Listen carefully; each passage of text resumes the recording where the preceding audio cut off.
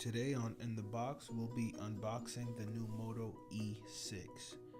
Now, for those that don't know, this is a pretty standard entry-level Motorola Android device.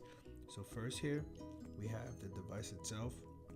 It feels how you would expect a entry-level device to feel, but let's continue here.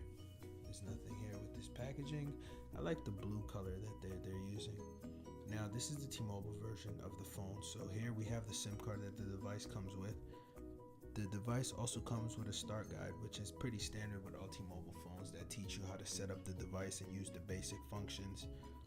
Now the terms and conditions does come in this little booklet. This book feels pretty good. I haven't seen this done much. Usually it's a pamphlet style, but now it's a little book from Motorola.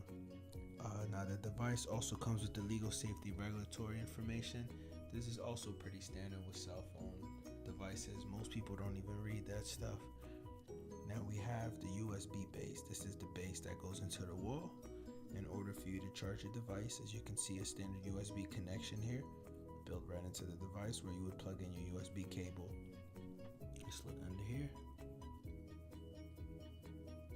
Now we have the cable itself. It looks like this is a micro USB connection. So the device does use a micro USB connection in order to charge and transfer data from your computer.